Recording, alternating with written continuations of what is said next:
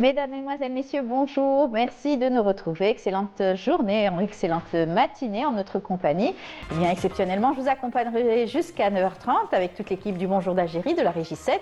Ensemble, nous allons retrouver notre ami Fethi Benachnou dans sa rubrique santé. Aujourd'hui, il nous parlera du syndrome de la fatigue chronique, comment savoir et comment éviter justement cette fatigue chronique qui s'accumule tout au long, bien sûr, de la semaine probablement. Nous allons revenir également avec lui sur la vaccination contre la grippe saisonnière. C'est important, encore une fois, de le rappeler encore une fois qu'il faut se faire vacciner pour éviter, bien sûr, la mutation de ce virus, en tout cas de la grippe saisonnière. Il nous en parlera et comment éviter donc que ce virus de la grippe se transforme en virus du Covid.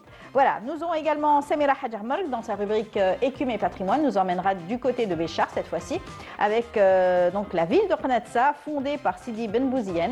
Vous le connaissez à travers la chanson donc d'El Ferda qui chante Sidi Ben Bouzien. En tout cas, une belle chanson.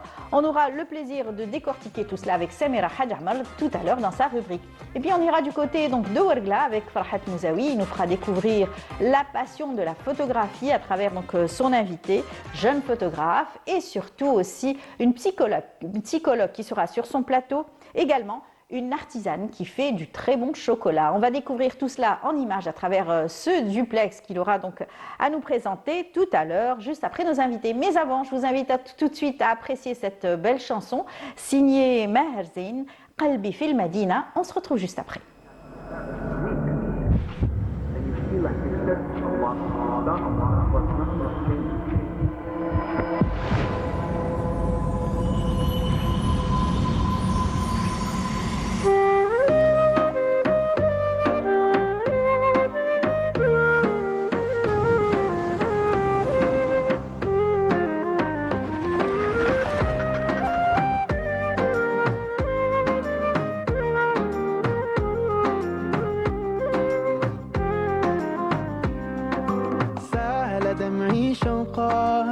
يا حبيبي إليك فاض قلبي عشقا بالصلاة عليك طارت روحي حبا في المنام إليك رام كل قربا سيدي لبيك قلبي في المدينة وجد السكينة قال يا نبينا السلام عليك قلبي في المدينة وجد السكينة محمد نبينا السلام عليك صلوات الله وسلامه عليك يا رسول الله صلوات الله وسلامه عليك يا حبيب الله صلوات الله وسلامه عليك يا رسول الله صلوات الله وسلامه عليك يا حبيب الله رسول الله حبيب الله رسول الله حبيب الله يا أبا الزهراء كم أحن إليك للقبات الخضراء جئت أصلي عليك يا جد الحسنين محمد يا زين يا من جئتنا بشرى طه نور العين قلبي في المدينة وجد السكينة قال يا نبينا السلام عليك قلبي في المدينة وجد السكينة محمد نبينا السلام عليك صلوات الله وسلامه عليك يا رسول الله صلوات الله وسلامه عليك يا حبيب الله صلوات الله وسلامه عليك يا رسول الله صلوات الله وسلامه عليك يا حبيب الله رسول الله حبيب الله رسول الله حبيب الله رسول الله حبيب الله En tout cas, une belle chanson. J'espère que vous l'avez vous-même aussi appréciée.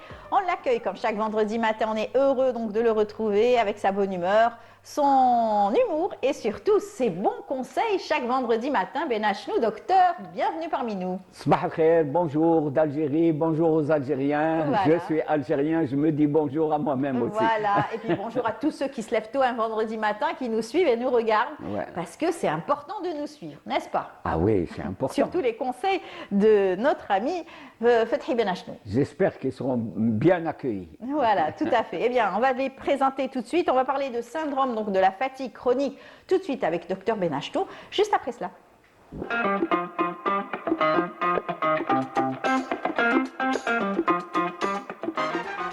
Alors, on entend beaucoup parler de syndrome par-ci, syndrome par-là, la fatigue par-ci, la fatigue par-là. Est-ce que c'est un syndrome qui est de plus en plus apparent aujourd'hui dans la société?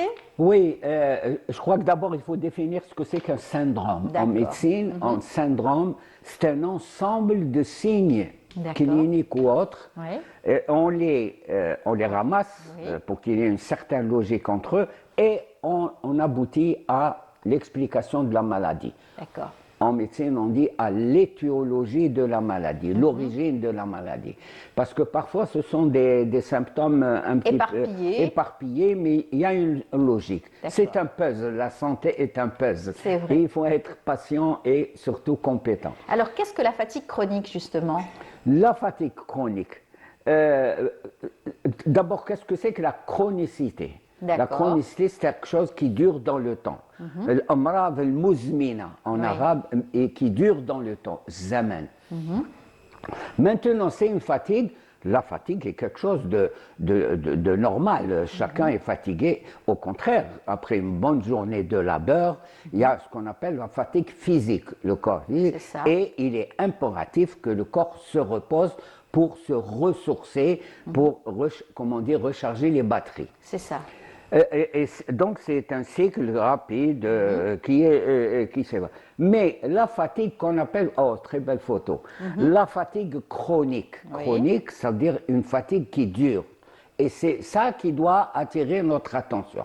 Même avant d'attirer l'attention, il y a la personne concernée, elle vous dit, mais moi je ne suis pas comme ça, mais c'est drôle, cette fatigue ne veut pas me quitter, C'est vrai. je suis navré. Et c'est la personne qui d'abord le remarque, ou bien l'entourage est là. Il y a ce mot est galvaudé, la fatigue. D'accord. La fatigue. On vient en consultation chez nous, طبيب الفشلة. La traduction de la le fishla, on est relâché, fatigué, et c'est très important. Elle peut être l'annonce. Attention, une fatigue qui se répète et qui dure. Elle peut être une annonce d'une maladie, d'un certain trouble. J'aime pas parler de maladie, mais d'une pathologie. Par exemple, il y a, et ça c'est très fréquent, et je m'adresse aux femmes, d'ailleurs ça tombe bien avec le diapo, les femmes présentent souvent des fatigues chroniques qui peuvent être graves et qui annoncent par exemple des pertes de sang en dehors des règles. Et on a honte de parler, ça c'est un tabou, on a honte de parler, mais la femme se vide petit à petit, elle ne peut plus monter des escaliers, elle est complètement avachie, fatiguée, elle est pâle. Vous voyez, c'est tout un ensemble de signes. C'est ça. Et elle vous dit, voilà. Donc, ce qu'il faut là, il faut explorer. Ça, c'est la fatigue courante, entre guillemets, de l'anémie. C'est ça. L'anémie, manque de vitamine D, quelquefois, ça engendre aussi une fatigue. D'accord. Alors, ça c'est l'anémie et c'est les premiers signes, il faut en tenir compte et chaque femme doit en tenir compte, mais ne pas dire ah ça va passer, prends un peu, alors là le gros truc, prends une orange ou prends un la sucre, vitamine C. la vitamine C, ça c'est ridicule. Je crois que quand il y a même la personne concernée elle-même dit c'est pas l'habitude d'être aussi fatiguée, je crois qu'il faut faire un bilan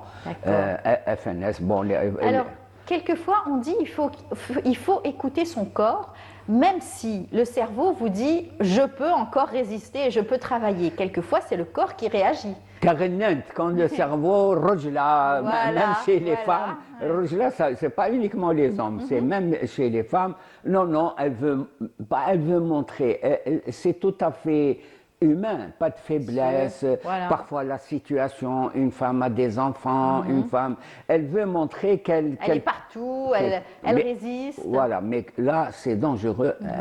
Mais elle peut continuer à fonctionner, mais elle s'impose des fois, par exemple, une sieste, de faire quelque chose qu'il a. Mais attention, par exemple, ça peut être dangereux quand on est fatigué à cause d'une anémie, on a un vertige, on peut se cogner, on peut tomber, on ne se contrôle plus. Et surtout, ce que vous venez d'évoquer, le fait de dire non, ça va passer, il faut que et surtout l'entourage. Allez, réveille-toi, bouge un peu, c'est rien du tout, c'est passager. Puis prends un peu de za'atar ou un peu de je ne sais quelle potion. Non, il faut à ce moment-là explorer, et surtout chez les femmes, aller régulièrement. Regardez où on va aller régulièrement, c'est son gynéco. Ça c'est important. Ensuite, on peut avoir un problème cardiovasculaire. On parle souvent de tachycardie, c'est-à-dire, et c'est vrai, c'est important, c'est ainsi. Mais on a l'inverse qui s'appelle la bradycardie, c'est-à-dire que le battement du cœur doit respecter une certaine fréquence. Cette fréquence peut être abaissée. C'est important de parler de tachycardie, ça va vite, mais la bradycardie, là, à ce moment-là, ça donne aussi cette fatigue, et c'est important de consulter. On connaît aussi l'asthénie, qui est une fatigue aussi du cœur. Je vais venir, je vais en venir. D'accord. L'asthénie, je crois que c'est beaucoup plus en rapport avec le côté mental, le côté psychologique. Okay. C'est pour ça qu'au début de l'intervention, j'ai parlé de le fichla. Alors, on est fichla, la faiblesse, tout ça. L'asthénie, elle est globale. L'asthénie, je suis tellement fatigué, j'ai même pas envie de lire un livre, de lire le journal, de voir le docteur Benachno qui passe à la télé. Et ça, c'est l'asthénie. C'est une fatigue générale, en fait. Globale. Globale, physique. Mentale et physique. Je crois qu'en tant que médecin, il faut que l'on prenne en compte ce que raconte, ce que les plaintes qu'apporte le patient à ce moment-là, et ne pas dire « Ah, c'est rien, ça va passer » ou un truc comme ça. C'est pas une fatigue passagère, c'est pas une fatigue passagère. Ça y est, j'ai une amoureuse, elle a une mouche. Et alors, et ça, il faut pas dire c'est une fatigue passagère. Bon. C'est vrai que l'on dit « Ah, aujourd'hui, je suis KO », mais on confond aussi l'asthénie. L'asthénie qui a un côté psychologique. On peut avoir un état dépressif, surtout l'état dépressif, c'est beaucoup plus grave. Là, à ce moment-là, on se retire. Vous voyez, c'est tout un environnement. Alors, finalement, les conseils, c'est quoi? De faire un bilan général pour quand voir... il y a une fatigue anormale. Tout de suite. Est-ce que les nuits réparatrices ou les siestes sont réparatrices aussi quand on est fatigué? Alors, il faut avoir une chose. Ça, c'est les Anglais qui l'ont découvert. Breakdown, ils appellent ça, une coupure. Quand on passe une mauvaise nuit, ça arrive, c'est normal, il y a tout. C'est fonction de ce qu'on a mangé, c'est le petit problème que l'on a ou un truc comme ça. Je crois qu'il est impératif de faire une sieste, ce qu'on appelle la relaxation. C'est pas une sieste où on s'enfonce, on truc, non. Une sieste, c'est-à-dire un breakdown coupé. On peut faire ce que l'on aime, par exemple, à la maison, préparer une femme qui aime la pâtisserie, préparer un gâteau, ou réparer des vêtements, ou écouter... C'est une coupure. Une coupure où on s'occupe de soi-même, et ça récupère une insomnie, ce qu'on appelle... Je fais la différence entre j'ai mal dormi hier soir, ça peut arriver, c'est très important, quand l'équipe nationale perd. Par exemple, Par exemple. Mais il y a autre chose où l'insomnie se répète, se continue. Là, il faut, en tant que médecin, il faut explorer. C'est ça les conseils. Si ça dure. Il ne faut pas, attention, je ne dis pas à la moindre sensation de fatigue, il faut courir, faire des analyses, tout ça. Tout Non, à fait. mais c'est au médecin d'apprécier. Vous Oui. savez, ce qui est important en médecine, c'est pas de remplir une ordonnance, c'est l'interrogatoire. Nos Poser anciens maîtres, les questions aux en patients. passant, nos anciens maîtres ont dit que c'est un interrogatoire policier. Regardez les dossiers, tu étais où, qu'est-ce que tu as fait, à quelle heure, dès telle heure, tout ça. Je crois que là, on peut trouver une explication. D'accord. Mais surtout, Oui. tenir compte de certaines fatigues Oui. chroniques qui En peuvent général, être... quand on a une grippe ou une angine, juste après, on est bien fatigué. Est-ce que c'est en rapport aussi, parce qu'on va parler aussi de la grippe saisonnière, il faut Oui, savoir encore la grippe se vacciner, se saisonnière, faire elle vacciner. dit, il n'y a pas uniquement le sommeil, il y a la température, le truc, il y a même le goût des vrai. aliments, on n'a pas envie de manger. On pas perd d'appétence. l'appétence, l'appétit. Voilà. Il y a une chose qui est importante, et il faut le faire, faites vite, allez se vacciner contre la grippe. On est dans un pays, sincèrement, et je peux en témoigner en tant que médecin, ça existe depuis des décennies en Algérie. Le vaccin existe, il est gratuit, il est partout. Et je crois qu'on ne lutte pas assez contre les idées, les fake news. Ça continue, je crois qu'il faut mettre le paquet sur les fake news pour que les gens soient libérés et qu'ils C'est aillent ça. se vacciner. Et surtout insister pour les personnes âgées, les personnes vulnérables, les femmes enceintes. Voilà. On peut dire, il y a des gens qui vous disent, ah moi j'ai un asthme. Non, en priorité. Une femme enceinte, une femme, c'est très important. Elle est au premier rang d'être attaquée par le virus. Tout à fait. Et cette année, Surtout, le virus, il paraît voilà. qu'il est méchant. Il est méchant. Il est en rapport avec... Il est en couple Ouais, avec avec les trucs du Covid. D'accord. Docteur Non, je Benache, crois qu'il faut prendre tout le côté. avec toujours un peu d'humour, ça C'est fait important. passer les choses. En Voilà, tout cas. ça, c'est Merci important. beaucoup, docteur. De rien. Toujours un plaisir de vous recevoir. On se dit à vendredi prochain, Inch'Allah. Inch'Allah, Voilà. Inch'Allah. Bonne journée, bon vendredi. Bonne journée et bonne récupération pour notre collègue malade. Nourouda, exactement, on l'embrasse bien fort. Voilà, on vous invite tout de suite à apprécier cette chanson donc d'El Farda. On se retrouve juste après. حبيب الصلاة والسلام على الإمام الصالح عالشيخي بمن يحسن ظنه فيك يا كريم الكرة بعدنا بفرح عالشيخي بمن يحسن ظنه فيك يا كريم الكرة بعدنا بفرح عالشيخي بمن يحسن ظنه فيك يا كريم الكرة بعدنا بفرح عالشيخي بمن يحسن ظنه فيك يا كريم الكرة بعدنا بفرح عالشيخي بمن يحسن ظنه فيك يا كريم الكرة بعدنا بفرح عالشيخي بمن يحسن ظنه فيك يا كريم الكرة بعدنا بفرح عالشيخي بمن يحسن ظنه فيك يا كريم الكرة بعدنا بفرح عالشيخي بمن يحسن ظنه فيك يا كريم الكرة بعدنا بفرح عالشيخي بمن يحسن ظنه فيك يا كريم الكرة ما غتنا بفرج حشايخي من يحسن ظنه فيك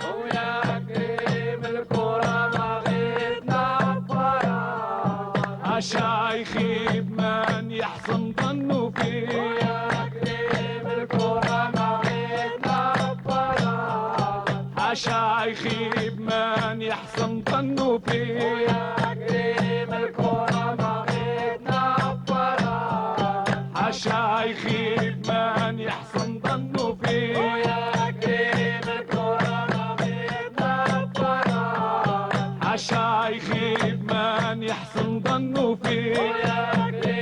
الكرة ما غيتنا بفرح عالشيخي من يحسن ظنه فيك ويا كريم الكرة ما غيتنا بفرح عالشيخي من يحسن ظنه فيك ويا كريم الكرة ما غيتنا بفرح عالشيخي من يحسن ظنه فيك Yakrim El Kourama, en tout cas une belle chanson de la troupe El Farda qu'on a toujours appréciée et qu'on apprécie toujours à travers bien sûr leur chant, la région de Khnatsa qui est réputée à travers bien sûr leur patrimoine, ce patrimoine immatériel. Eh bien, nous on va la présenter comme chaque vendredi matin. Elle est parmi nous, c'est Mira Hadjamar. Bonjour. Bonjour Amel. Comment ça va? Ça va, alhamdoulilah. Très bien. Aujourd'hui, Très bien. tu vas nous parler donc de cette troupe, mais à travers un saint patron aussi de la région. Du Qsar. Du Qsar, tout à fait. C'est Ben Bouziane. Ben Bouziane, Qsar de Qnatsa. De Qnatsa. On va en parler juste après avoir vu ton jingle. On y va.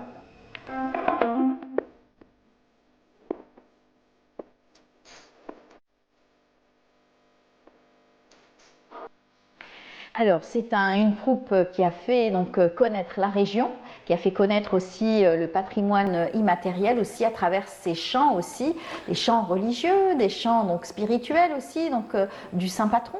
Alors, de la région, oui, oui, de toutes les régions d'Algérie, mais en particulier de celle-ci, puisqu'on va en parler aujourd'hui. C'est Tassaoul, c'est l'invocation de, bien sûr, les chants spirituels. Medh, c'est des louanges à Dieu, au prophète, à la religion musulmane en général. Donc, beaucoup de soufisme dans la région. Ils ont aussi de la poésie, hein. Ils ont de la poésie amoureuse, d'amour, qui s'appelle. Alors, d'abord, l'invocation Madih, c'est du melhoun, c'est joué sur du melhoun, c'est ce qu'on appelle tassaoul. Et pour les poèmes d'amour, ça s'appelle la Hachikri. C'est une région, le Farda, c'est presque un style hein, qui caractérise la région de Qnatsa. On les connaît, ils ont rayonné à travers le monde. Ce n'est pas les seuls. Il y a bien sûr Allah, Abdelaziz, qui est connu mondialement pour sa musique. Il a inventé un style, ça s'appelle le fondou, on l'appelle le magicien du oud, et toutes ses mélodies, toute sa musique se concentre sur un style algérien, saharien bien sûr, et africain. Parce que Qnatsa est connu depuis plus de 8 siècles, donc la fondation de la cité.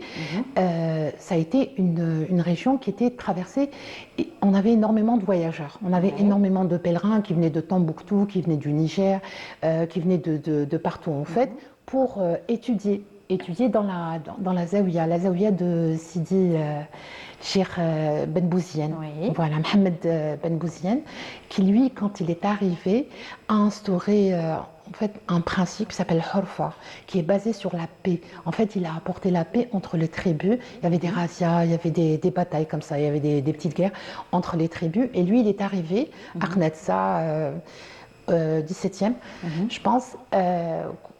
Et il a instauré le Horfa, il a créé le Qsar, en fait, ce qu'il a donné, c'est un cachet sacré au lieu. Les gens venaient pour étudier, il y avait une organisation, il y avait des gens qui habitaient auparavant, mais lui est venu, il a instauré ce système, on va dire, cette organisation sociale. Il est venu en tant que médiateur social, les gens s'en souviennent jusqu'à aujourd'hui. Il y a son tombeau, celui de sa femme, Lalla Keltoum. Il est très respecté dans la région, on le loue dans la poésie, dans le melhoun, dans la musique. Voilà, donc c'est lié pour te dire. Hein. Voilà. Donc, qu'est-ce qu'on peut retrouver aujourd'hui à Qnatsa? Qnatsa, c'est à 1000 km, on va dire 1022 km d'Alger, de la capitale. C'est dans la wilaya de Béchar. Et Qnatsa est situé à 22 km du centre du chef-lieu, on va dire, de Béchar. Voilà, il y a un cœur historique, c'est le Qsar de Qnatsa. Il y a eu une extension, on va dire, je mets entre guillemets moderne, hein, parce qu'il n'y a pas plus moderne qu'un Qsar bioclimatique. C'est vrai. C'est connu, hein, c'est une architecture typique, c'est une architecture pensée et réfléchie à travers, bien sûr, ces aérations, cette lumière aussi qui pénètre. Voilà. Pour l'ensoleillement, pour la fraîcheur en fait en été, on est dans une zone qui est hyper aride, il fait très chaud, c'est Sahara. Et les jardins Les jardins, bien sûr, Phéret. Alors, le Qnatsa s'appelait auparavant, c'est rapporté que ça s'appelait le Mouilah ou l'Awina. Donc il y avait une source d'eau qui traversait le Qsar. Et pour le Mouilah, il semblerait qu'elle était salée. Aujourd'hui, ce qui reste, qui subsiste de ce site qui a été classé par le ministère de la Culture en 1999 comme monument national, donc c'est un patrimoine. Malheureusement, ça subit l'érosion du passage du temps et du climat, même de l'homme. Hein. Les hommes, à un moment, ont décidé d'aller habiter dans ce qui est aujourd'hui moderne, voilà, la ville moderne. Donc il y a eu un petit abandon, un retrait un peu partout hein, dans le monde. Hein. Les gens sont rapprochés des grands centres urbains, des villes en fait dites modernes. C'est vrai, c'est ce qui fait que les Qsar se sont un petit peu détruits, Délaissés. Ils ont été un peu délaissés, voilà, mais c'est protégé. Et dégradés, ils ont été dégradés. Mais c'est protégé par le Code du patrimoine, par le ministère de la Culture. Et qu'est-ce qui subsiste? Un quartier qui s'appelle Al-Qasba, il reste deux mosquées, la mosquée Al-Hatir, celle de Sidi Ben Bouzienne. Depuis tout à l'heure, j'évite de dire Boumediene, Sidi Boumediene. Donc, Cheikh Ben Bouzienne, exactement. Oui. Voilà, donc les deux tombeaux, donc Ben Bouzienne, Mohamed Ben Bouzienne et sa femme Lalla Kultoum. On a un cimetière aussi très, on va dire, antique. Voilà, donc on va dire, c'est un site qui côtoie un site colonial qui est très connu, malheureusement. Il est connu tristement. Ils ont conservé les traces, j'espère que ça va rester très longtemps. Il y a un musée, au musée municipal donc, de Bchar, il y a, on va dire, des objets qui ont appartenu à cette époque. On est entre 36, 30... non, c'est une ville minière. Hein. Le charbon a été découvert en 1907 et il a été exploité en 1917, soit 10 ans après. Et cette période est très triste puisque les Qandoussi, les habitants de Qnelsa et des régions, ont été obligés de se transformer en mineurs exactement. On appelait ça les gueules noires. Pourquoi? Parce qu'il y avait aussi, alors vers de 36 à 39, c'est la fin c'est la guerre civile en Espagne et on a ramené, on a interné dans un premier temps, ensuite emprisonné dans ces camps à Qnelsa des réfugiés espagnols. Donc ils ont aussi travaillé en tant que mineurs, on appelait ça les gueules noires avec les Algériens. Il y a eu malheureusement à une époque des accidents qui ont coûté la vie, d'ailleurs les Qnelsa, on s'en souvient encore. À des mineurs, des mineurs algériens. Il y a des éboulements, bien sûr, et il faut faire très attention. Voilà, donc il y a une plaque qui indique, déjà à l'entrée, on a une espèce de locomotive. En fait, à la base, l'armée coloniale voulait créer une transsaharienne entre le Niger et Qnelsa, et ça a coûté la vie à beaucoup d'Algériens qui, malgré eux, ont dû travailler dans ces mines que l'État a fermées dès l'indépendance de l'Algérie. Voilà, Qnelsa, c'est aussi connu... les plus connus. Les enfants de Qnelsa ont fait rayonner l'Algérie dans le monde entier. On a Yasmina Khadra, le romancier. On retrouve la trace de son village, de sa ville, dans ses ouvrages. Il y en a beaucoup. Il le cite très souvent. Il y a Malika Mqaddam, bien sûr. Il y a Pierre Rabhi, qui est connu mondialement pour ses actions pour l'environnement. Exactement. Donc, c'est une ville qui a enfanté beaucoup de personnalités. Voilà. Mais c'est aussi une région qui est, on va dire, reconnue pour son apport depuis la préhistoire, puisqu'il existe énormément de stations rupestres. Donc tout ça pour dire que c'est une région qui est pas très loin de Terri, de Bni Abbès, mais qui ne bénéficie pas malheureusement d'autant de tourisme. Voilà, il faut aller à Qnelsa. À la troupe El Ferda, on entend parler bien sûr de Qnelsa, avec bien sûr ta présentation aujourd'hui. On a des stations rupestres aussi à découvrir à Torba Djorf. On a des objets, même des gravures qui sont exposées au musée du Bardo. Je crois que c'est fini. Oui. Voilà. En tout cas, donc il y a plusieurs stations notamment. C'est pas très loin de Bchar, c'est 36 km et c'est tout près de Qnelsa. Allez-y, c'est pas très loin. Merci beaucoup.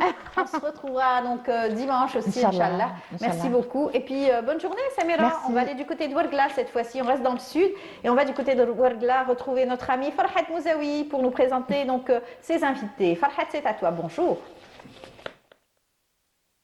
Bonjour à vous, chers téléspectateurs, depuis la station régionale de Ouargla, dans notre émission de Bonjour d'Algérie, une émission qui met en lumière des parcours inspirants, des expertises utiles au quotidien et des parcours qui font vibrer notre société. Aujourd'hui, nous parlerons de la santé psychologique, le stress invisible, mais aussi de la création artisanale et de la photographie à travers des invités passionnés et engagés. Mais avant ça, on commence notre matinée comme à nos habitudes pour réveiller cette matinée depuis Ouargla avec une chanson de Tiki Bowin et on revient juste après avec le professeur Nadia Boudief.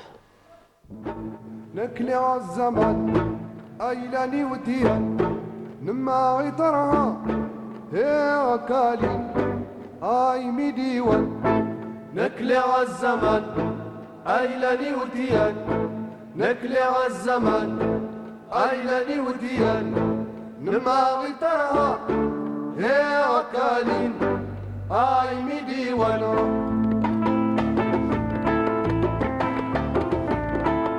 إقاس أفوس يلا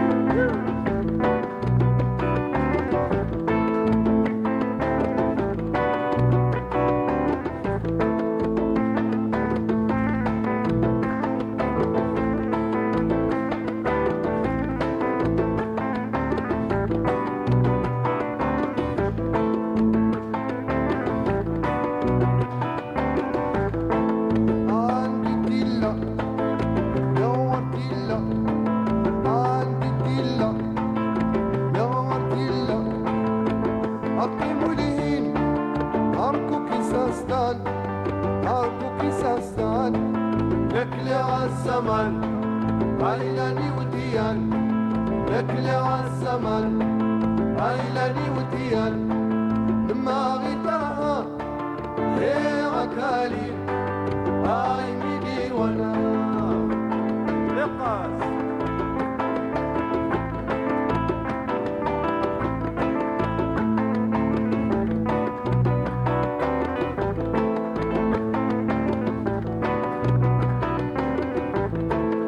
والهيني ملل عيسى ترها والهيني ملل عيسى ترها يسا سمار نوى يرها تكميدي وين هديت ما نكلي عالزمان ايلاني وديان نكلي عالزمان ايلاني وديان نما ترها يا عكالي اي ميدي وانا أفوس إقاس يلا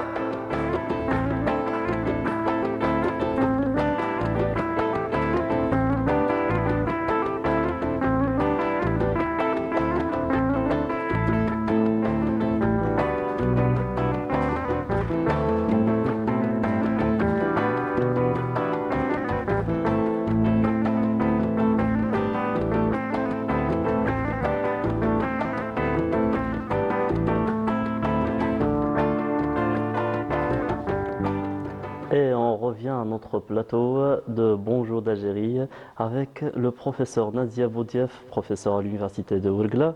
Bonjour Madame Nadia. Bonjour à toi Farhat, bonjour à tous nos spectateurs qui regardent Bonjour d'Algérie et spécifiquement de la wilaya de Ouargla, l'antenne de Ouargla. Alors aujourd'hui Madame Nadia, on va parler du stress invisible.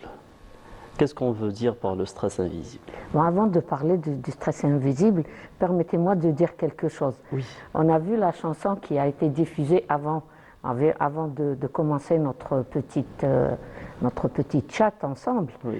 Et Celle de la ça troupe de reflète Tikiba, oui. une belle culture algérienne. Une belle identité algérienne. Exactement. Voilà. Donc ça m'a fait chaud au cœur de suivre cette petite chanson, mais très qui exprime ce qu'on est comme Algérien. On a C'est une vrai. belle mosaïque et on doit être fier de. Et une très grande diversité Voilà. culturelle. On va commencer avec quelque chose de positif. Donc Eh ben, c'est on ça. a commencé avec une chanson. Normalement, les chansons, ça déstresse. Oui, exactement.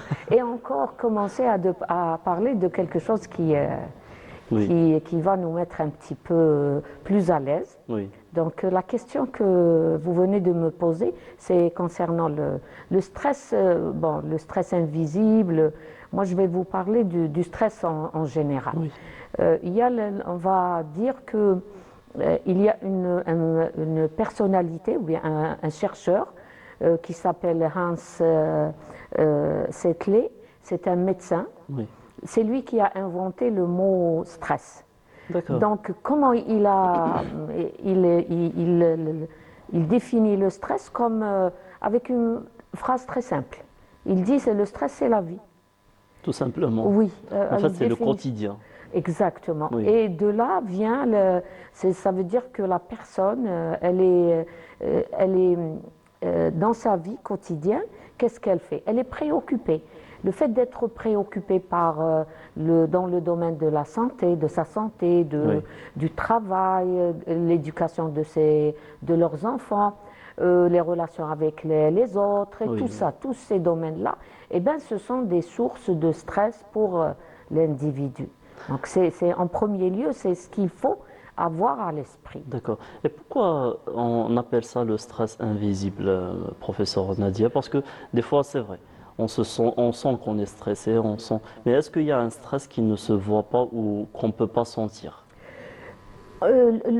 Justement, se sentir stressé, c'est parmi les choses qu'on doit apprendre à détecter.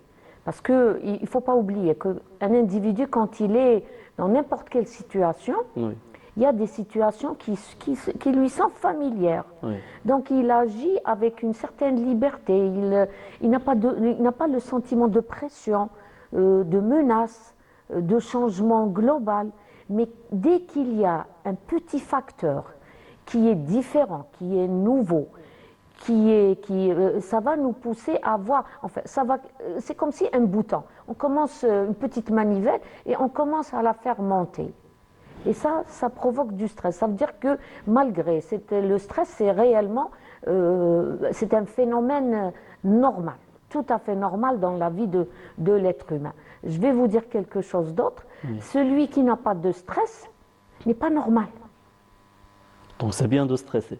En stress, justement, les spécialistes, ils parlent de quoi? Il y a des stress qui sont importants pour nous. Il y a d'autres stress qui sont mauvais.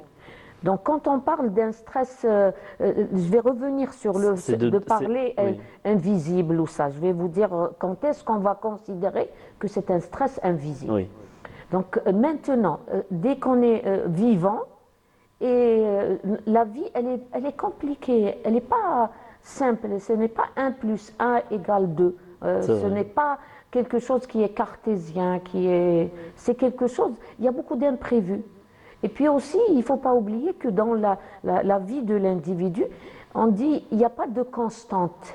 Il y a une seule constante, c'est le changement dans l'individu. Bon, Donc oui. ces changements-là, c'est parmi les sources de stress chez l'individu.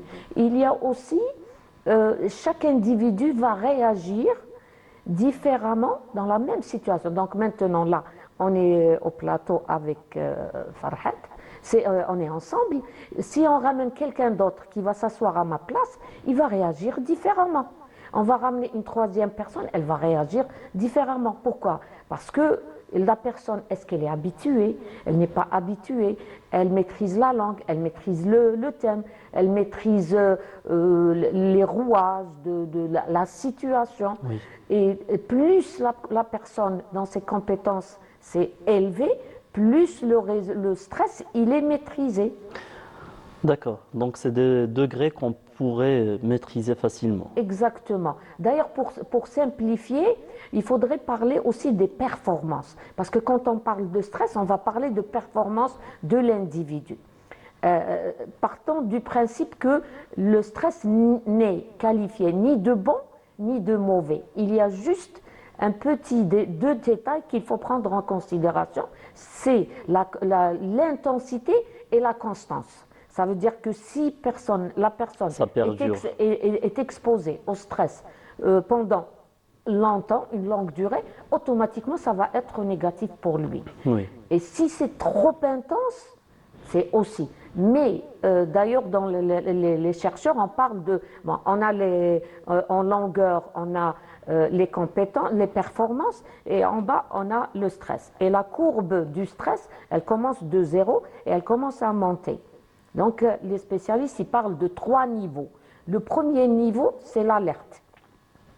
Donc, quand on est stressé, le cerveau, notre organisme, qu'est-ce qu'il fait? C'est comme si qu'il y a menace. Il y a, que ce soit menace physique ou bien psychique. Oui. Donc là, c'est comme si qu'il y a un signal, une cloche. Ting, ting, ting, ting, ting, quelque chose n'est pas normal. Oui. On appelle ça, c'est l'état d'alarme. C'est un on signal informe. d'alerte. Voilà, exactement. L'organisme, qu'est-ce qu'il fait? Il commence à chercher et à essayer de trouver un moyen de retrouver son équilibre. D'accord. Puis, il ne faut pas oublier, quand ça commence, c'est le cerveau qui commence à travailler, l'organisme. Qu'est-ce qu'il fait? C'est dans le cerveau, il y a deux endroits qu'on appelle les amygdales. Ce sont ceux qui vont envoyer au messages. cerveau les messages à trois systèmes. Le système le sanguin, Nerveux, le système sanguin en premier. C'est lui, le système nerveux va envoyer. D'accord. Voilà. Il y a la perception de l'extérieur, le cerveau le perçoit dans les amygdales, donc c'est lui qui envoie les messages, le système sanguin, c'est le cœur commence à battre là, Très fort. commence oui, vite et fort. Oui. Ensuite, il va envoyer des messages vers le système les muscles, tout ça. Il y a crispation dans la position. On voit les gens comme ça, assis ou bien crispés, ils n'arrivent pas à bouger. Les muscles se contractent et puis ils sont crispés. Et le troisième volet, c'est le côté hormonal, le système hormonal. Et le système hormonal va décréter des solutions sur ou bien l'adrénaline.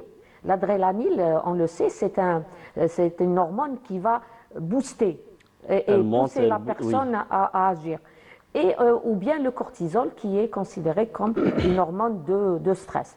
Donc tout ça, tous ces changements-là, c'est le corps qui les produit. Qui les lance, oui. Mais plus on a conscience de ce qui se passe dans notre corps, plus on peut gérer. Exactement, comprendre. D'ailleurs, dans la psychologie, il y a une règle d'or. On dit, tant qu'on ne reconnaît pas qu'on a un problème, on ne peut pas le résoudre. Donc, si quelqu'un est stressé et on va lui dire, toi, tu es stressé, il va dire, non, je ne suis pas stressé. Comment on peut aider cette personne-là? Il faudrait qu'il sache. Là, il y a des personnes qui nient ou n'acceptent pas le fait qu'ils sont stressés ou qu'ils peuvent être stressés. Donc c'est un petit peu là où on parle du stress invisible, peut-être. Le stress invisible, parce que, permettez-moi de laisser un petit peu pour revenir sur ça. Parce qu'avant de parler qu'il est invisible, on doit expliquer comment que ça se passe. Oui. Qu'est-ce qui est le stress? Parce que la personne, quand elle n'est pas au courant, parfois il renie parce qu'il ne veut pas, il a peur d'être jugé par les autres. Et ça, c'est des sources de stress. Oui. Pour lui, reconnaître, par exemple, je vais vous dire, un directeur, un haut responsable, il ne va pas reconnaître qu'il est stressé facilement, vu sa position. Par contre, celui qui travaille, je suis stressé, il n'y a pas de souci. Mais celui qui est responsable, pour lui, c'est quelque chose de faible, voilà, c'est un signe de faiblesse. C'est comme si que le fait de reconnaître qu'il est stressé, ça va diminuer son autorité. Son équipe ne va plus le respecter et tout ça. Oui. D'ailleurs, ces gens-là, ils ne demandent pas de l'aide. Ils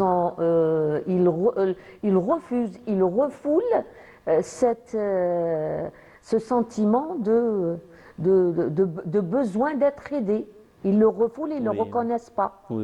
Et ça se transforme avec des symptômes. Par exemple, l'insomnie, la chute de cheveux. Exactement, chute de cheveux, le dysfonctionnement dans le côté appétit, ou bien excès, ou bien minimisation. Bien, il devient dans le genre, il ne mange pas, il n'a pas d'appétit, ou bien il mange trop, et il prend beaucoup de café. Il y a des gens qui fument, qui peut-être ont recours à utiliser des médicaments. Et tout ça, c'est le résultat de ne pas reconnaître, ne pas accepter que je suis un humain, c'est tout à fait normal que je puisse stresser. Et puis aussi, il ne faut pas oublier que l'individu n'est pas complet. C'est vrai. Oui, il est faible. L'être humain est faible, en fait. Exactement, il est faible, il y a des situations qui nous dépassent. On peut être vraiment un grand spécialiste et tout ça, mais on peut avoir du stress. Et quels sont les conseils peut-être que vous pouvez nous donner pour un petit peu gérer ou minimiser un petit peu les dégâts parce que ça provoque énormément de dysfonctionnement dans le corps. Exactement, voilà. Donc, comment faire pour les gérer? Premièrement, il faudrait être attentif avec soi, commencer par soi, et par aussi l'entourage. Dès qu'il y a, quand on est en situation de stress, on a l'impression, on a le sentiment de malaise. On dit d'ailleurs, permettez-moi d'utiliser avec le derja, je ne le sens pas bien, Je me sens Déjà, mal à c'est un l'aise, oui. signe que la personne trouve un malaise, il est en malaise dans cette situation. Et puis, la sécheresse buccale, Oui. il n'arrive pas, ses lèvres sont sèches et tout ça. La concentration, on lui parle mais il ne répond pas. On lui dit, voilà, répétez-moi votre question, vous voulez dire quoi? Il est dans sa bulle. Exactement. Il commence, c'est une isolation, parce que là, c'est le signal, comme je vous l'ai dit, le début. Il y a l'alarme, c'est Oui. la phase première. Ensuite, il est là à chercher des moyens pour des Déstresser, mécanismes de peut-être. défense pour avoir un certain équilibre. Oui. Personne ne voudra qu'on le voit dans une situation où il bégaye, il parle pas bien, on va le montrer pas sur son beau jour. Il n'est pas bien. Et les gens n'aiment pas ça. Oui, On oui. aime toujours être vu et perçu par l'autre d'une façon très belle et convenable et évaluée d'une façon élevée, pas minimisée. Oui. Alors, quand la personne, on observe chez elle ce type de le trouble du sommeil, il ne dort pas. La personne, on avait dit le trouble de sommeil, trouble d'alimentation, et aussi la vulnérabilité, il est tout le temps malade. Il y a tout le temps, il n'y a pas de raison pour qu'il soit malade, mais il est malade. On peut observer ça chez l'enfant, chez l'adolescent, chez les femmes, même chez les hommes, parce qu'on va observer aussi qu'ils s'isolent, ils ne veulent plus parler. Oui, il y a Tout plusieurs ça. signes qui montrent qu'il y a Exactement, des personnes voilà. qui pleurent aussi. Voilà. Donc c'est tout. C'est bien de pleurer, mais dans la société algérienne, l'homme ne doit pas pleurer. Oui, Et ça, c'est pas bien. Parce que pleurer, c'est quoi? C'est dégager, c'est comme une soupape. oui. Je fais sortir ce malaise. Le mal qui est en moi, je le fais sortir, je l'exprime. Donc généralement, les femmes, elles expriment leur malaise mieux Que les plus hommes. facilement. C'est Je permis- dirais pas- je retire le mot mieux, mais je dis plus facilement que l'homme. Parce Oui. que à chaque fois qu'il fait, non, tu es un homme, t'as rajel. Oui. Quand tu fais ça, et ça, c'est pas bien. On doit apprendre. L'individu est faible. Oui. Il doit montrer pour passer à autre chose. Et ça va s'aggraver, je pense, le cumul du stress et des émotions aussi. Si on n'exprime pas ce qu'on a, ça va se Exactement. cumuler, ça va Et ça va développer. s'aggraver vraiment Voilà, sur ça la va- personne. Le refoulement, en psychologie, le refoulement est toujours source de problèmes plus compliqués. Oui. Parce que la personne, quand elle est en stress, après, elle devient sujet à de l'anxiété élevée. Et ensuite, c'est la dépression.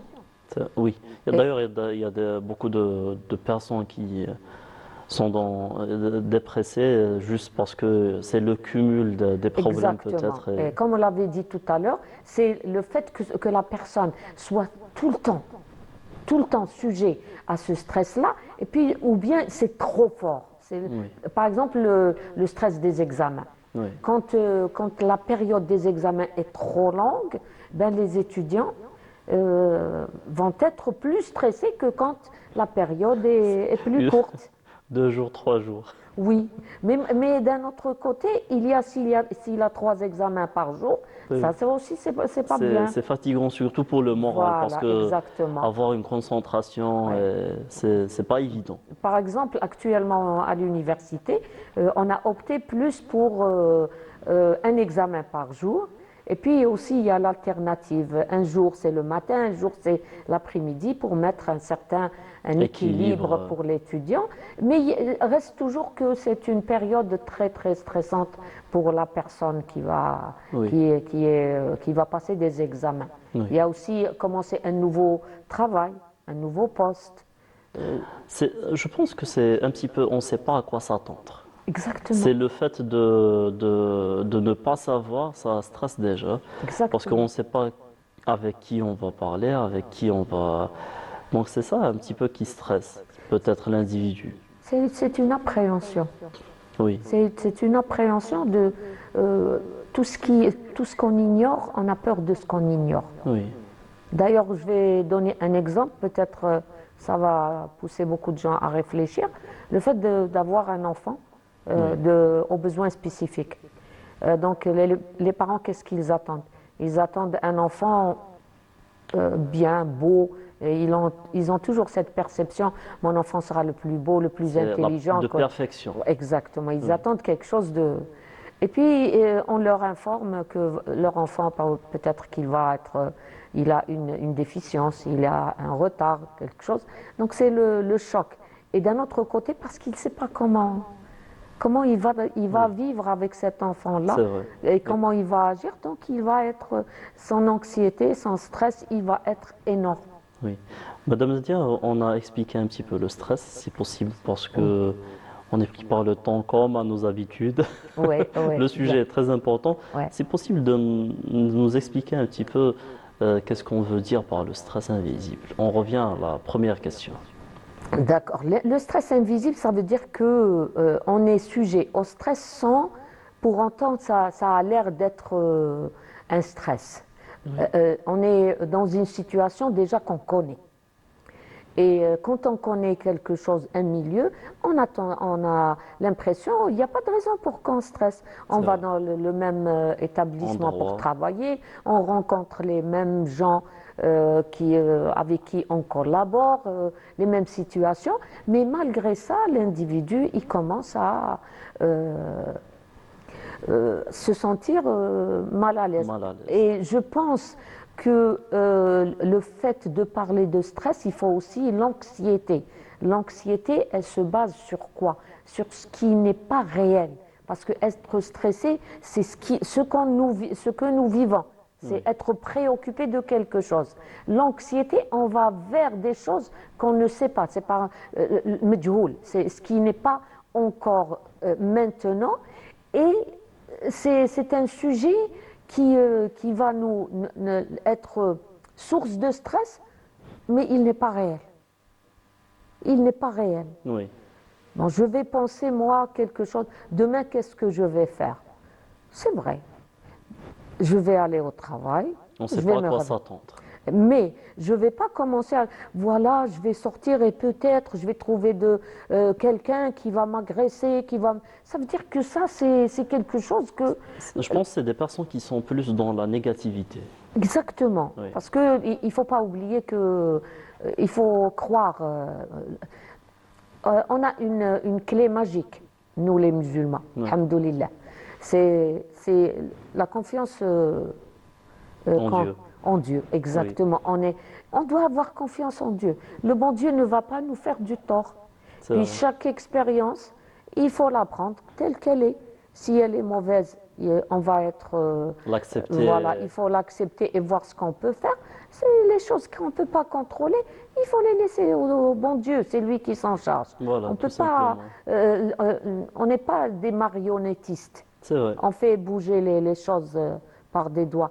Non, on est là, des individus, et il y a la bonté divine qui nous accompagne et qui nous guide, alhamdoulilah. Madame professeur Nadia, merci pour tous ces conseils. Vous allez rester avec nous pour accueillir notre invité Abdelrahman pour parler de la photographie. Que signifie la photographie pour vous? Avec plaisir, c'est un autre thème. Donc la photographie, c'est un moyen de mémoriser les moments, les beaux moments et aussi les mauvais. Aussi, les mauvais, c'est des souvenirs. Des souvenirs, voilà. On va écouter une chanson de Dzeri Bladi de Yassine Mahboub et on revient juste après.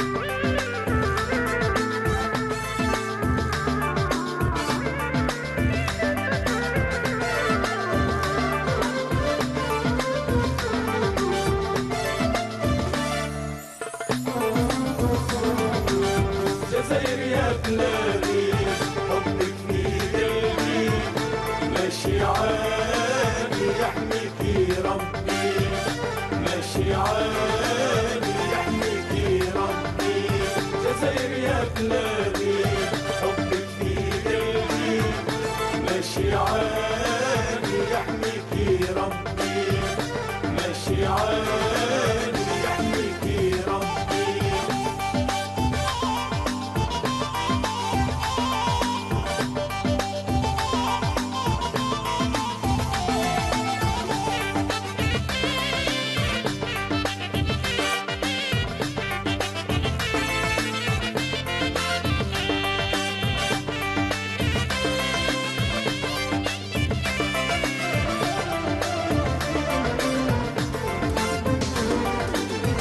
زينة الأوطان العالم بيك والهان زينة الأوطان العالم بيك والهان غالية في الشان يا الجزائر يا حبي يا الجزائر يا حبي جزائر يا بلادي حبك في قلبي ماشي عالي يحميكي ربي ماشي عالي يحميكي ربي جزائر يا بلادي حبك في قلبي ماشي عالي يحميكي ربي ماشي عالي يحميكي ربي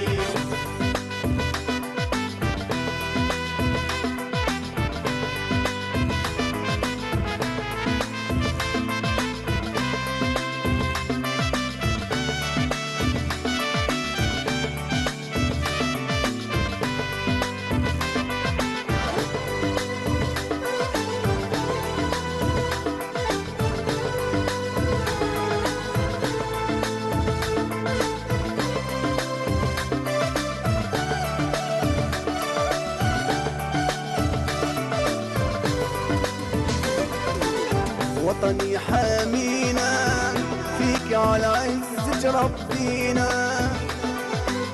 وطني حامينا فيك على عزة ربينا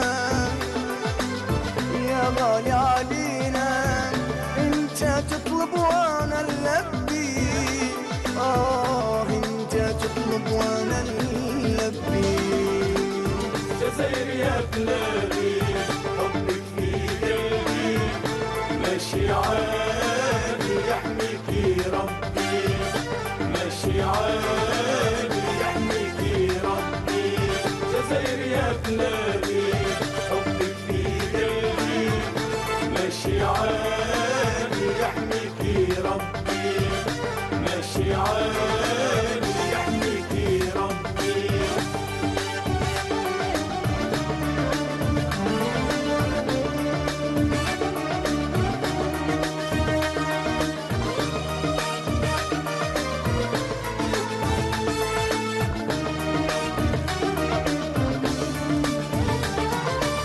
مرفوع الراس وانتي عند الاساس مرفوع الراس وانتي عند الاساس كل احساس يفخر بيك On revient à notre plateau avec Abdelrahman Chattah.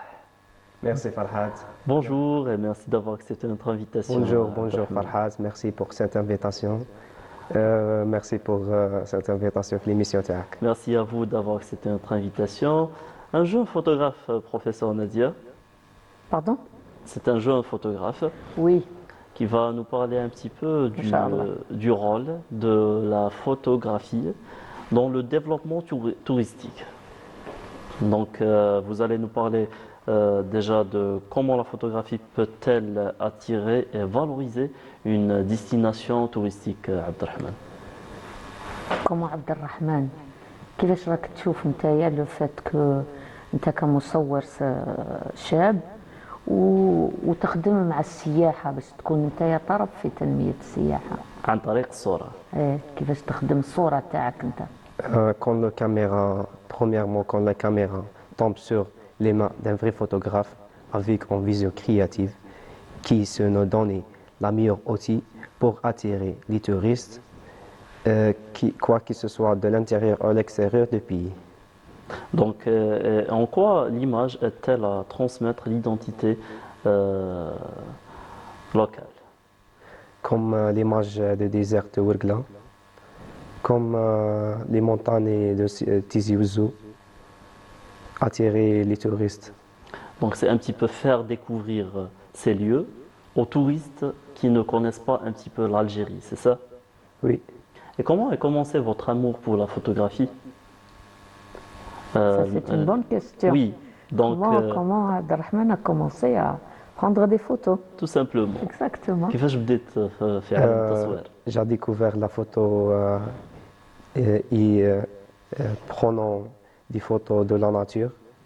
مثل ما كانت ديكليك باش نكمل في هذا الدومين.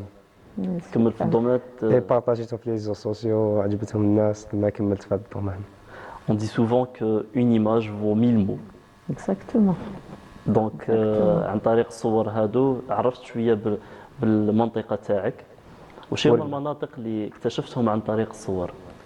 Comme l'Armah, comme Oumrand, Oui. سيدي خويلد.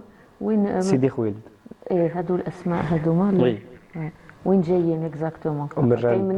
كاين ناس بزاف ما يعرفوش وين هاد الاماكن. Oumrand بسيدي خويلد. داكوغ ورقله سيدي خويلد. ورقله سيدي خويلد.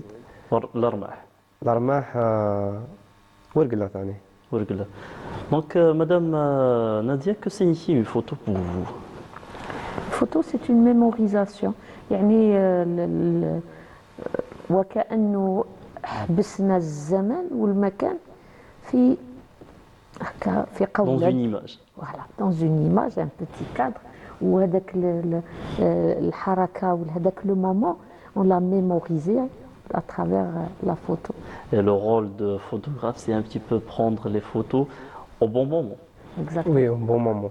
La photo. C'est un artiste. Oui. المصور فنان. C'est vrai. C'est un artiste. Oui. Et comment vous faites pour prendre un bon moment dans une photo? Comme le sport photographie, comme. Donc, autre domaine où vous pouvez un petit peu. La personne parle, en fait, vous profitez, vous voyez l'instant où tu تشد la photo هذيك, c'est ça? Oui. أنا حبيت نسأل عبد الرحمن على حاجة. كي تجي تصور أنت quand vous prenez une photo, est-ce que vous préférez تخير laisser les gens dans leur situation naturelle ولا تحبهم يوقفوا وأنت تدير le scénario? Comment c'est à votre avis في رأيك أنت؟ نحب نحطهم وندير أنا السيناريو. Voilà, ouais. c'est différentes approches. Oui. Voilà. Chaque photographe, je pense, a sa propre approche pour prendre une photo. D'accord. Ah oui.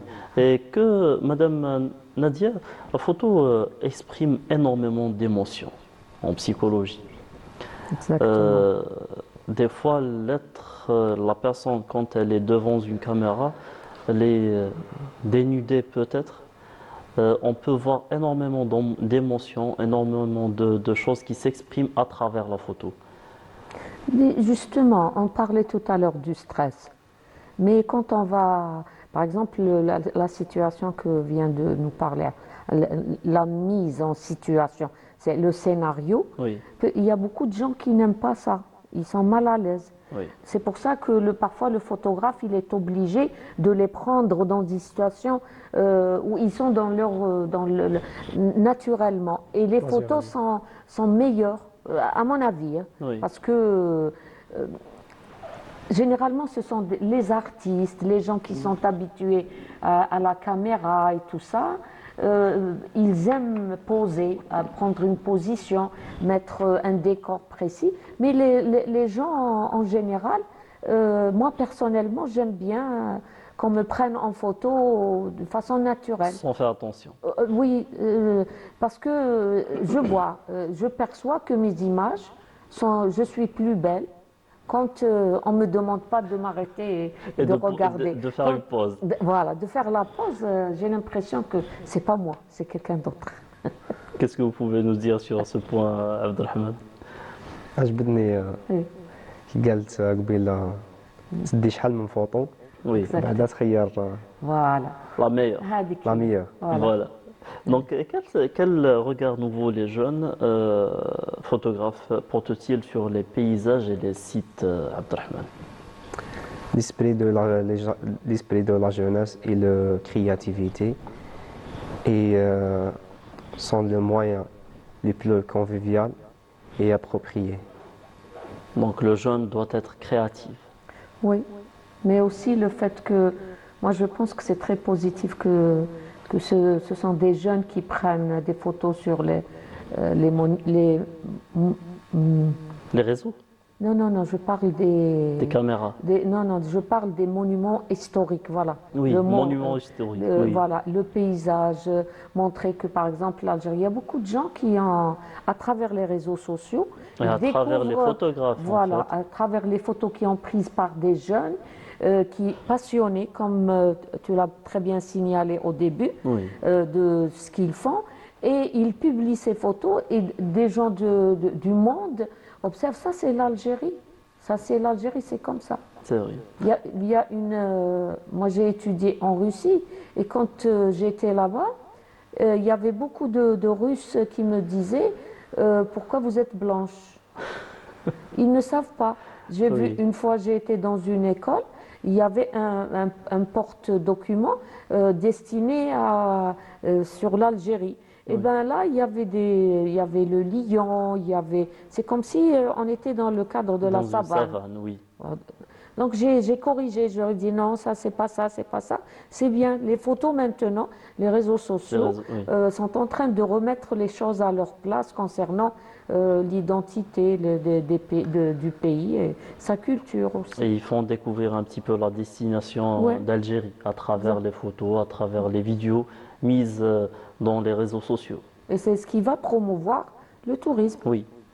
Et quel est l'impact, Abdelrahman, des réseaux sociaux sur la promotion du tourisme? Oui, comme je l'ai dit, les réseaux sociaux dans cette ère sont le moyen le plus convivial et approprié pour partager et participer à la promotion du tourisme. Et que signifie la photo pour vous? Une histoire. Toute une histoire. Une histoire. C'est bien exprimé. Hein? Oui, c'est Avec un l'histoire. mot. Exactement. Je pense que les photographes sont tellement passionnés, ils expriment leur, je pense, émotion par les photos. C'est pour ça que j'ai dit c'est des artistes. Oui. L'artiste, il a le côté émotionnel, c'est très élevé, il est très sensible, les paysages, par exemple, je peux regarder un paysage et je passe. Un photographe, il dit non, attendez, je vais prendre ça. Parce Ils qu'il font voit attention aux détails aussi. Oui, il distingue et c'est comme si que la nature, les poses, tout ce qui se passe, ça leur envoie des messages. Oui. Je suis là. Oui. Mais quelqu'un d'autre, il va passer, il va dire alors, C'est vrai. تحطوا بالكم للديتاي. Exactement. حاجة هكا تحبوا تبين. بزاف. كيما واش؟ كيما لبسه Oui. كيما اللبسه تراديسيونيل تكون في بلاصه كيما في ديزير دي ورقله. Oui. Est-ce que انت من الجور اللي تخلط لو تراديسيونيل افيك لو مودرن ولا كيفاش تكون لا فوتو تاعك عبد الرحمن؟ نو ما نحبش نخلط بين المودرن و لو تراديسيونيل. التراديسيونيل. Oui. ديما نفصلهم كل حاجه وحدها. كل حاجة وحدها. كل حاجه وحدها. Et la photographie peut-elle révéler des destinations méconnues, Abdelrahman? Des destinations اللي ماشي معروفين تعرف عن طريق الصورة. أماكن مش معروفة أنتم عن طريق الصورة تعرفوا عن بهم طريق الناس. الصوره هي نعرفوا كاين كيما لا ديرنيير فوطو اللي درتها في الرماح بزاف ناس ما كانوش على بالهم بهذيك البلاصه. Oui. Et quel conseil pouvez-vous nous donner pour les jeunes, peut-être photographes? يخرجوا من كومونسي Oui. برومييرمون كومونسي يخرجوا من لا كونفيرت زون تاعهم Donc toujours لازم تخرج من الكونفور زون Oui, كما درت اليوم نتايا. كما درت اليوم. Voilà, l'expérimentation. Il est sorti de sa zone de Oui, confort. Hein. voilà. Donc bien. C'est il bien. a passé le cap de faire un peu le courage. Parce que des fois, on dit souvent que le photographe n'aime pas apparaître. Et c'est vrai. Oui, parce qu'il est derrière la. Oui, il est la souvent caméra, derrière la oui. caméra. Donc, Oui. quitte ban, ça stresse un petit peu. Oui, C'est pas son objectif de paraître. Oui. Il veut faire paraître Voilà. les choses de la façon dont il, lui, les perçoit. Eh ben, c'est notre but dans cette émission. On veut faire paraître un petit peu les jeunes Voilà. et leurs talents. Surtout Abdelrahman, il est très très talentueux dans la photographie. Inch'Allah, Il a de très très belles images. On lui Merci. souhaite toute la réussite et qu'il prospère dans sa profession et ce qu'il aime le plus, c'est la Inch'Allah, photo. Inch'Allah. aussi. Un dernier mot, Abdelrahman, kalima akhira. remercie Farhat et Madame Nadia. Merci pour cette invitation. Merci à vous et on vous souhaite à notre tour plein de réussite dans le domaine de la photographie et plein de courage. Professeur Nadia, je vous remercie pour tous les conseils que vous nous avez donnés. À très bientôt pour d'autres émissions peut-être. Inch'Allah. Inch'Allah. On espère. Inch'Allah. Chers téléspectateurs, on vous laisse avec cette chanson de L'Garara et on accueille avec nous Ahlam Madani pour parler de l'artisanat, des chocolats surtout. Allez.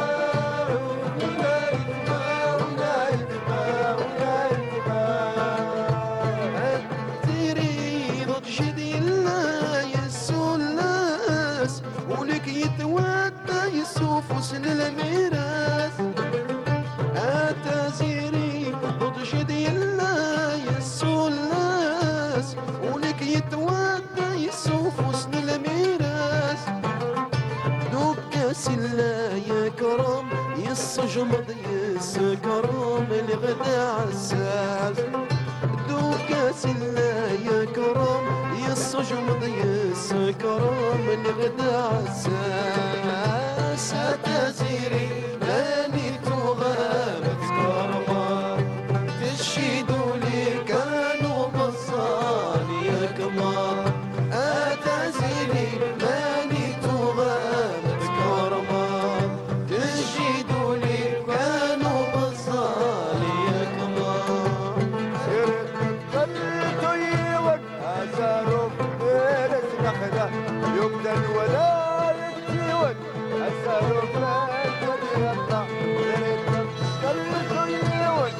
أزهر فارس نخلة يقتل ولا يتجون زهر فات نبي الله ولا يتما ولا يتما ولا يتما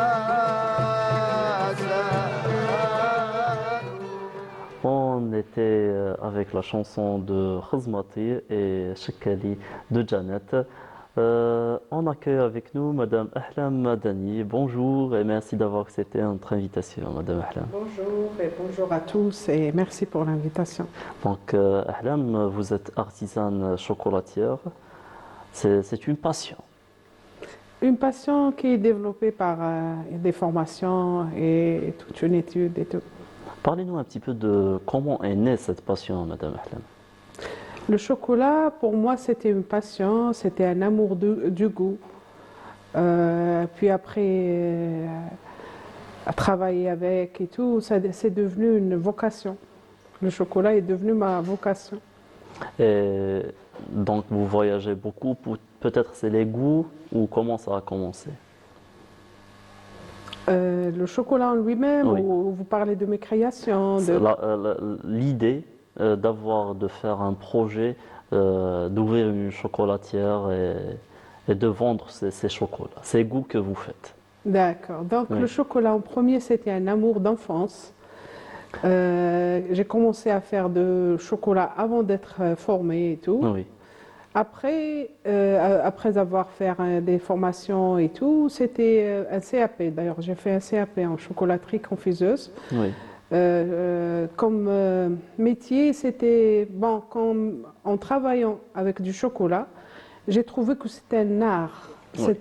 C'est un métier, c'est un domaine qui demande de la recherche, surtout pour les gens passionnés, oui. pour les gens qui aiment le chocolat, qui aiment cette composition-là du cacao, du beurre de cacao et tout. Et là, j'ai commencé à faire introduire des produits de terroir. Surtout le terroir tana algérien, il est riche, il est très riche. Tel le lait de la chamelle. Comme le lait de chamel, comme Oui. des plantes médicinales, comme le moringa, comme le carcadé, comme le qranfl, le clou de girofle, comme l'étoile d'anis. Donc comme vous essayez le toujours d'avoir gingembre, tout. des nouveaux goûts. Ouais, j'ai essayé de toucher presque à tous les plantes médicinales.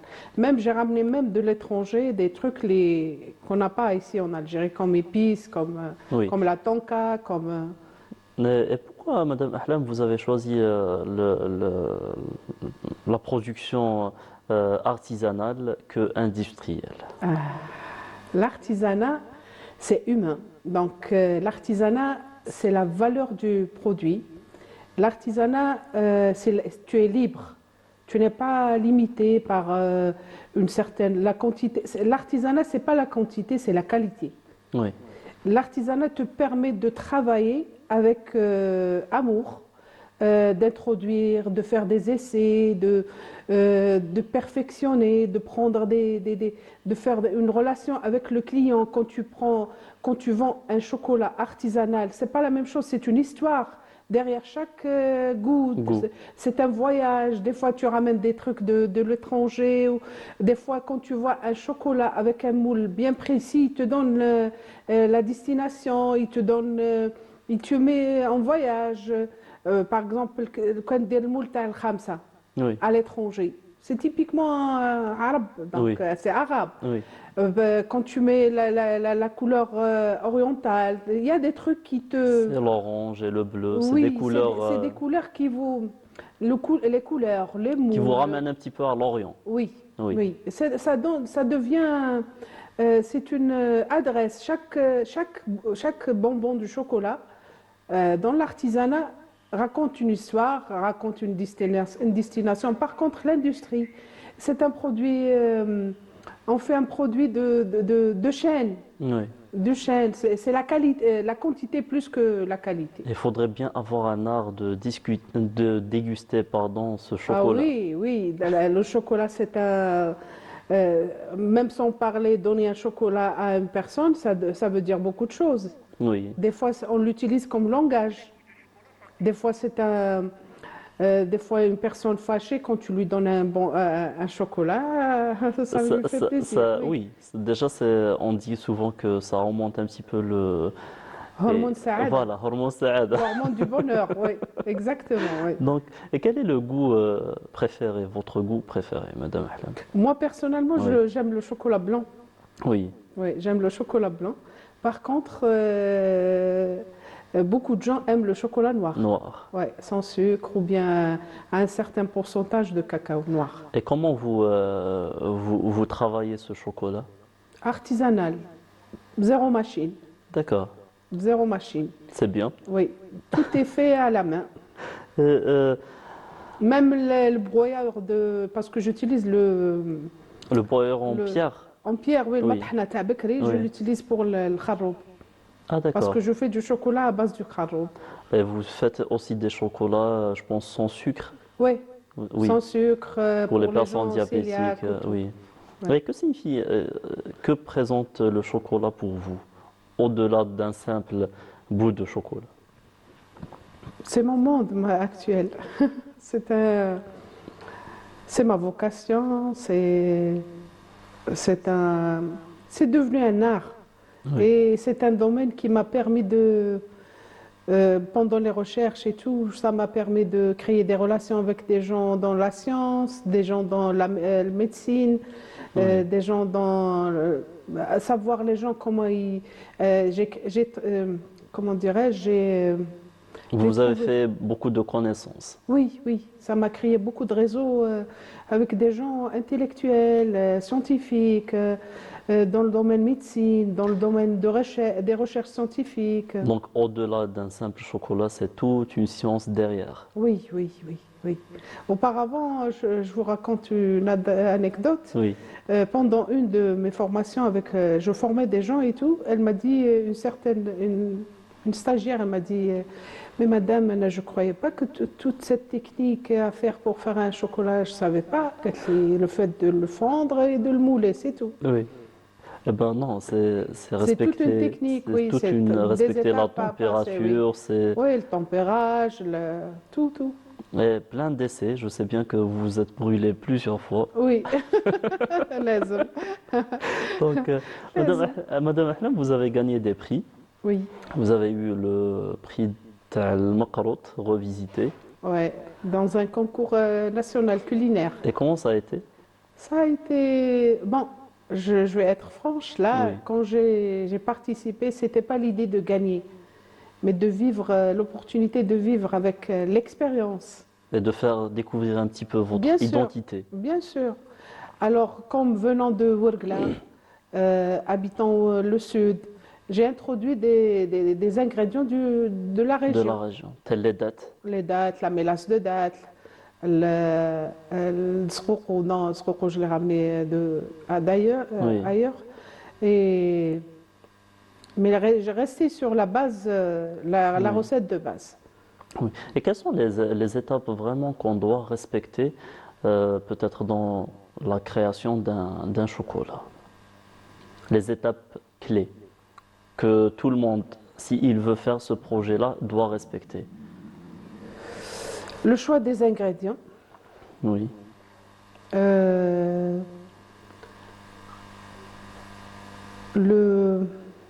Premièrement, le choix des ingrédients, travailler dur. des saveurs peut-être. Les saveurs, il faut essayer. Il faut essayer plusieurs saveurs. Le mariage des saveurs. Le mariage des saveurs, il est très important. La technique du chocolat, il faut la maîtriser, comme Oui. le tempérage et tout. Chaque chocolat a son tempérage spécial. Donc, il faut respecter le milieu où travailler, respecter comment le stocker et tout. D'accord. Ouais. Et le chocolat n'est pas classé comme bonbon. Le chocolat n'est pas classé comme bonbon. Oui, On a des bonbons de chocolat. il a dépassé ce classement-là. Oui, on a des bonbons de chocolat. Oui, On fait le moulage, le fourrage, il est différent à chaque fois, des goûts et tout. Ça on l'appelle dans le chocolat, il y a des truffes, des fudges, des sucettes, des structures, et il y a les bonbons de chocolat où on introduit un fourrage de l'extérieur, hors Oui. le chocolat. Donc il a dépassé un petit peu Oui. cette appellation avec les D'ailleurs, goûts dans la peut-être. formation, on est formé comme chocolatier confiserie. D'accord. Donc les deux marchent avec. J'ai déjà goûté un chocolat avec une confiture aussi. Oui, oui, oui. Oui, à base de, Avec du halqoum aussi. oui, fourré, de la peau d'orange, oui. qui est très très bon. Oui, oui. D'ailleurs, il y a parmi les produits que je fais, les orangettes. D'accord. C'est la peau des oranges. Et comment vous choisissez ces goûts à mélanger au chocolat? Parce que des fois, il y a des goûts qui ne marchent pas, on n'adhère pas à ce goût-là. Il faut oser. Il faut oser. Ah oui, il faut oser, il faut essayer, il faut tenir l'idée, il faut la réaliser et tout. Vous avez essayé le chocolat épicé? Épicé, je l'ai fait avec du piment fort. Ouais. Avec de la mélasse de date, avec du miel. Oui. Ouais, fourré avec, ouais. Et pourquoi le chocolat, c'est un petit peu le cadeau, la chose préférée chez tout le monde. Oui. C'est... Pourquoi je vous ai dit que le chocolat, c'est un langage? On exprime notre amour avec. Oui, oui, c'est comme les roses. Oui. D'ailleurs, un mariage réussi, le chocolat et les roses. D'ailleurs, vous avez fait ça. Oui. C'est le bouquet de chocolat. Oui, j'ai fait des chocolats en rose. Oui. Oui. Des bouquets de roses en chocolat. Oui. Ouais. Et c'est quoi votre goût préféré ou assemblage préféré surtout? Comme le chocolat au lait de chamel, j'ai essayé d'introduire le cardamome, l'huile. D'accord. C'est très fort en goût. Oui, l'huile, je l'ai ramené d'Iran. D'accord. C'était très très fort, mais c'était bon.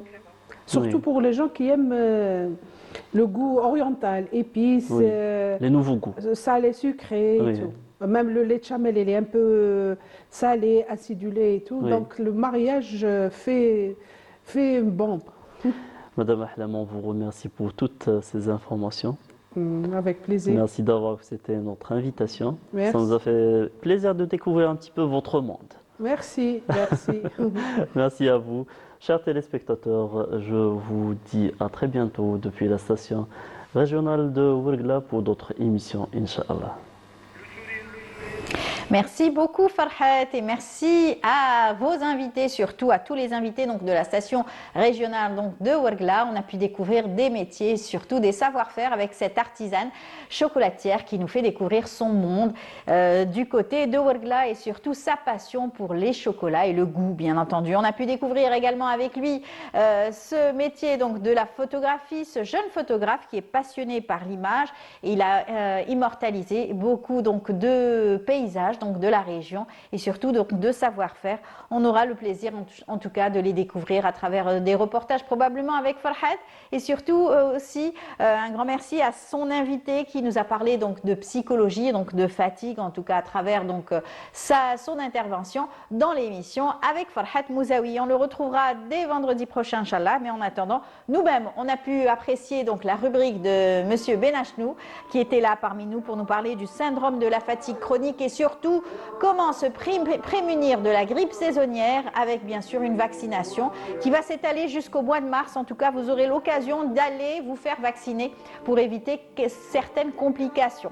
Et puis on a eu donc Samira dans sa rubrique Écume et patrimoine. Aujourd'hui, elle nous a parlé donc du saint patron de la ville de Knatsa, le Sidi, en tout cas Ben Bouzienne, avec nous aujourd'hui. Elle nous a parlé bien sûr de la région et surtout de son héritage à travers donc ce patrimoine immatériel. Voilà, c'est tout le programme qu'on a choisi.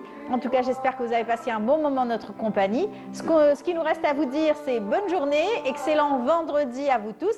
N'oubliez pas, juste après le bonjour, il y a l'instant matin avec Marie Moussaïd. Merci à toute l'équipe du Bonjour d'Algérie de la Régie 7. On se retrouvera dès demain à partir de 8h du matin. Au revoir et excellente journée.